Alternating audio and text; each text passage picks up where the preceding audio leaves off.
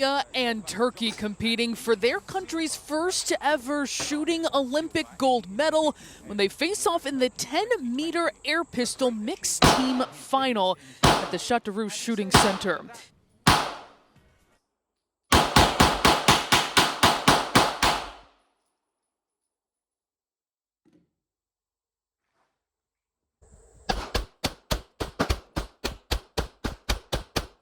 What's up there, YouTubers? I have a special treat for you today. This is the Beretta 92S, the granddaddy, if you will, to the whole M9 series, the FS series, if you will. It does have the magazine release down here, which is special. That's how they came into the country, and Americans said that we didn't like that. Americans were like, where is the thumb release? Italians. That's all I can say about that. Now, this is a very special pistol to me, as in I grew up with Die Hard, Lethal Weapon, a whole barrage of movies that use the Beretta. The Matrix has dual Berettas, and this is one of the first Berettas that came into police issue. So, in regards to this, I can't keep a target up, the ground's too hard. We're just going to have fun with this pistol, see what it can do today, and there might even be a mud test in there for you. So I'm magically back, and I have the Beretta 92S here, and I also have the Glock 34. The Glock 34 is a modern standard in reliability and accuracy. This used to be a standard in reliability and accuracy. What this doesn't have is any sort of flashlight rail or optics rail. This has both optics and a flashlight rail. That is about the only difference besides being striker fired and single action, double action. Basically there's a lot of differences, but this is old timey. This is pre-1985. I believe they were made from 1976 to 1982. That's just based on my reading. I could be wrong. I'm willing to be wrong, and more people should be willing to be wrong because we're not always right. The Glock 34 is a standard. I say standard because there are better guns than it, but it is reliable as far as we consider it today. John Wick uses a Glock 34. It's much more expensive than my Glock 34. Mine is just the standard that I put some paint on. This Beretta is really cheap. They used to be a lot cheaper, but it came in around, well, I don't know if I can say any prices anymore. Thanks, YouTube. I don't know if I can do that. I can't even give a shout out to my local gun shop, my mom and pop store that I bought this from. Probably can't do that. I don't want to risk it, so yeah. I bought this at a store. That's about the best I can tell you. I also bought this at a store. That's the best I can tell you. And I wish times were different with YouTube, but you just can never be too careful these days. I digress. I think we're going to do a mud test, because there's a lot of mud available. Glock or Beretta. Now this is probably not going to do that well, given that it actually has an actual hammer that can be clogged up and not fire rounds. That would be my guess. This is probably not going to do well because it simply has a striker channel that can also get clogged up, and it's much harder to do. So we'll see what we can do here as far as the mud test goes. But before we do that, let's just shoot the thing. Make sure it's reliable. Make sure it's awesome. Found a little buddy downrange, and you already have a good idea of how big he is, but just for size comparison, this is him next to a 22 LR, like the world's smallest bullet. Look at him. He's so cute. Little buddy. Now that you got to see my happy turtle, I am the Hippie Gunner after all, and I like to rescue cute little turtles that are on the range. We're here to talk about Berettas, and what is important to note in this test, I did use a M1951 Beretta that I do own, and I did kind of my own custom thing to it, but the point is that it is the predecessor to the 92S, being that it's single stack, but it still has the weird lower magazine release, such as down in the bottom corner. So they both have that little feature that was quickly done away with a thumb magazine release, and we have 3 generations of firearms here. It's a single action only on the Beretta 1951, it's single action double action on the 92S, and the Glock is a striker fired modern pistol. So we have 3 generations of handguns here that we're going to compare just simply for accuracy, and forewarning, it doesn't go well for the Beretta M1951, and I don't particularly know why. I think it's a magazine and or ammo related issue. You might say it's an extractor. You'll see here, but it's always worked fine for me up until I brought it to the range this day. You'll see. All right, let's get on with it. All right, first up we're going to do the Beretta 92. I'm going to go bottom left. And yeah, let's do some precision shooting here. It's pretty easy, but we'll see what I can do. Get as comfortable as I can.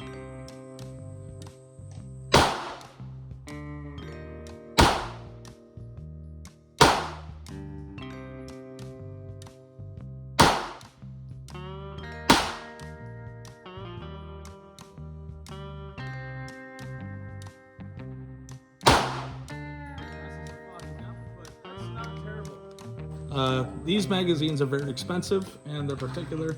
They're all sorts of worn out.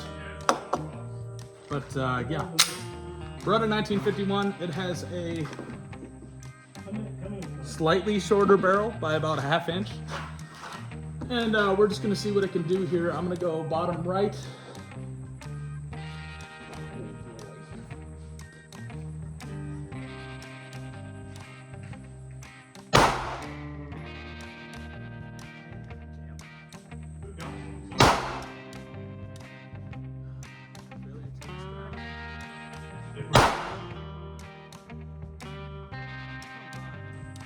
Seat.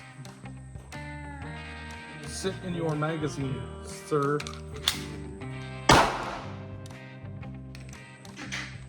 So I shot all these guns before I put them on camera.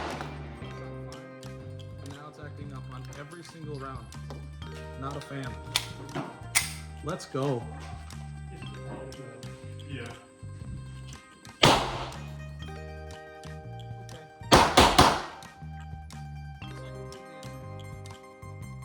See the Glockolini. Glock will not jam. Modern. Good.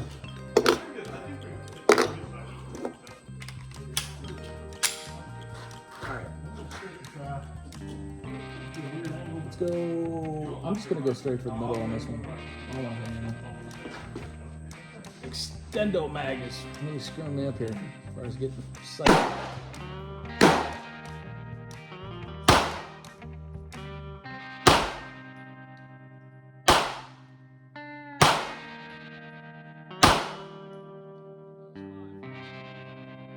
Here's the Beretta 92S. The Beretta 92S did great. I do count 6.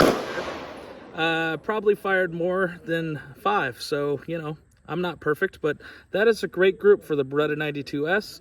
The 1951 did not do all that great. I was pretty frustrated, and the Glock did fantastic because that is a trigger that I know and love and memorize. Yeah. I mean, I should be able to stack them all in the same hole at 10 yards, but I'm not perfect, but they're all touching, except for that little river right there, which is ripped. So technically, they're all touching. I'll take that any day of the week. Okay, first off, you can see in frame the spray paint behind me. Don't spray paint gun ranges. That's how we lose them. That's a douchey move to do. Second of all, we're going to do the mud test. The mud test is going to consist of mud. There's a lot of water out here today. As you can see, it's raining behind me. And we're going to do it between the modern Glock, the Glock 34, and the old Beretta 92S. First things first is safety. It is raining out here, but we do have eyes and ears. Second up is a standard Glock striker fire. Glock 34. Gonna put it in the water. It is charged.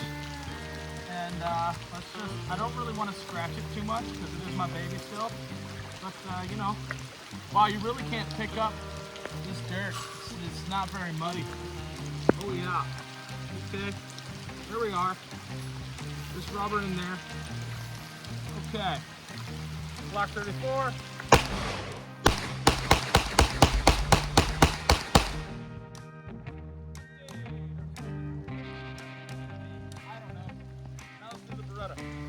Okay. Same thing, eyes and ears. This gun's already scratched up, but I don't want to scratch it up more. But here we go. I'm going to charge it. Beretta is charged. Here goes the mud test. Oh, get it in the water. Man, this is the hardest round I've ever seen for being so wet. Should have brought a trowel. I thought this would be easy. Okay. Okay, yeah, you know, like you drop it in the field. Okay, that's nice. That's nice, right? That's nice. Nothing too much there. One shake, and oh, but we do have the double action. It did not fully go in the battery, as I can see. Let's try to rack it once. I'm not sure if that was a live round. That was indeed a live round. It almost cycled. It did cycle here.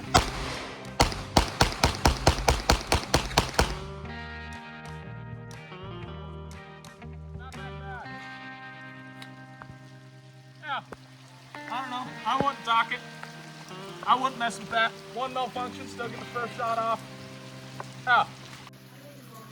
As you can see, we have the Beretta barrel here and the Glock barrel here. The Glock barrel is significantly longer, but it is a Glock 34, meaning that the standard Beretta 92S does have a fairly significantly long barrel for its time and for a modern day carry piece, as it is not. It is 80s, but just to put it in perspective, one of the biggest Glocks available is almost just as small as a Beretta. If my words make any sense, just know that the Beretta M92S is actually a fairly big pistol.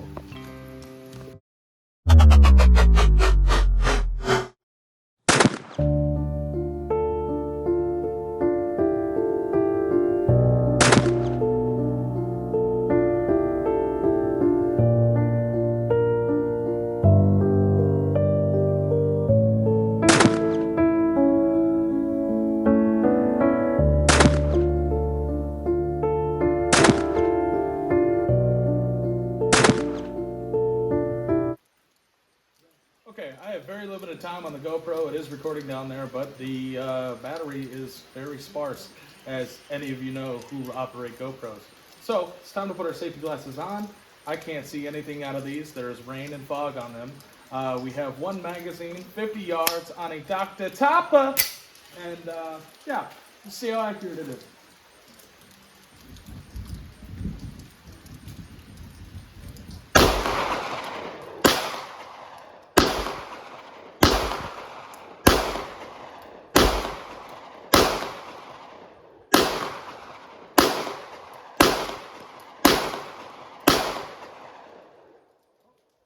We do have a failure to extract. Interesting. It's an old gun, people. And yes, I had to bring it down just to see the target. Okay, so I believe we hit it at least twice. I'm hoping the GoPro got that because it was at 21% when I started recording. So that's in GoPro battery recording times, that's like 40 seconds, maybe. I'm not being literal, but sometimes I'm being literal. It's surprising how bad their batteries are. Let's go check the damage, shall we?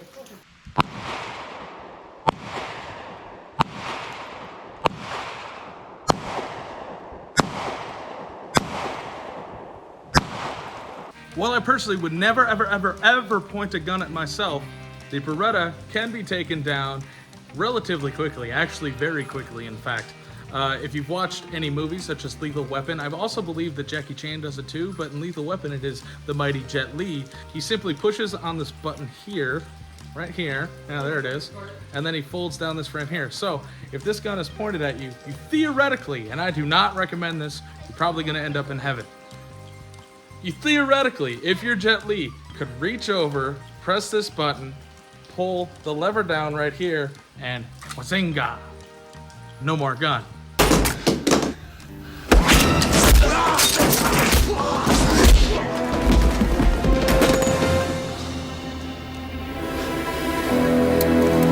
But is that realistic? No, it's not. Don't do that. But it is fun movie trivia for the Beretta handgun. In movies, you can totally just see, I can't even do it. I'm not Jet Li, but yeah. Don't do that. You'll end up in heaven. It's not worth your wallet. Yeah, and also for the bad guy, don't point guns at people. It's really not cool. These are really cool things. They launch metal really fast. Don't point guns at people. Okay, these are just metal launchers. They're historic, they're valuable, they're collectible, and don't point them at humans or other animals. We like humans, we like animals. So, just a little Yeah, I'm not gonna change anybody's mind if they're out there shooting people. But maybe I do, you know, open your heart. Don't shoot people. What's up there, YouTubers? So I do look like the Turkish guy in the intro, but I very much am not. First, we're gonna put on our safety glasses because we are at the range. Also, apologies about my arms. They are very scabbed up.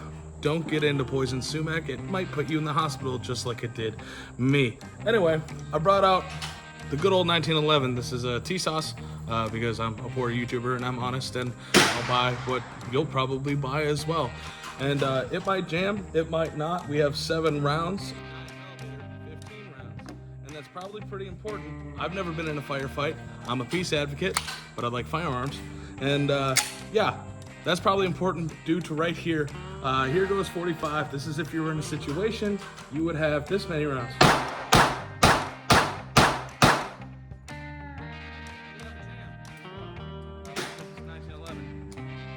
That's important to know. All right, so that was last round. That's kind of expected. These are newish mags. They're Sarco magazines. So we got 6 rounds with the jam. So you take the Beretta 80s, right? Not new technology. 15 rounds, and you have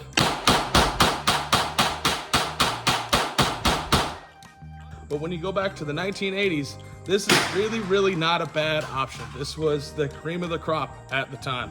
And that is why you see it in all the awesome movies. All good guys have Berettas. Bad guys have Glocks. Bad guys have AKs, etc., etc. Good guys, like John McClane, has a Beretta. I'm going to count to 3. Yeah, like you did with Takagi. Oops. No bullets. You think I'm fucking stupid, Hans? Going to play a little game. I have a pizza plate down there from the dollar store. We're gonna play 7 on 7. 7 rounds of 9mm at 115 grain. 7 rounds of 45 at 230 grain. Both arms core ammunition. 2 different guns, 1911 versus M9. This is not scientific, but it is fun. 7 and 7. Let's start with the Beretta and be a little biased. 100 yards on a pizza plate. Whichever hits it first wins.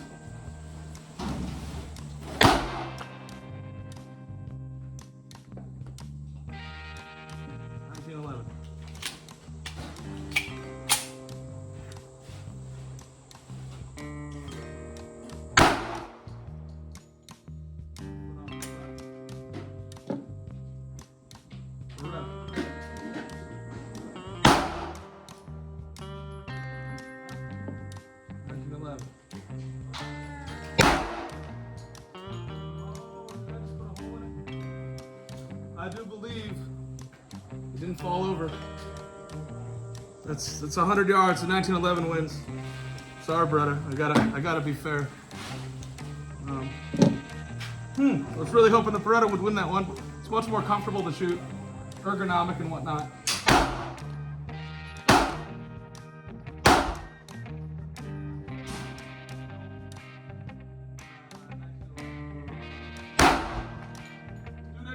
Again.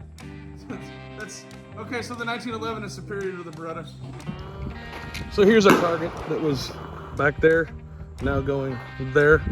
Yeah, we definitely hit it with the 9 when I was just playing around after shooting, but in the 7 on 7 challenge I hit it twice with the 45.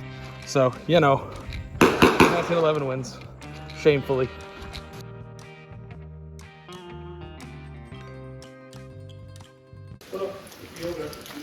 You better do a mud test. What's up? You better do a mud test. Yeah, it's a perfect day for it up here. It's not. Well, why not? Hey, we know where to lead it. Hopefully. Hopefully we'll get some more Beretta lovers out there. Yeah, but it gets a lot of hate. I'm like, I don't know, it's so pretty though. Because it's heavy. The contours. It's heavy and people don't want to take the time to learn it.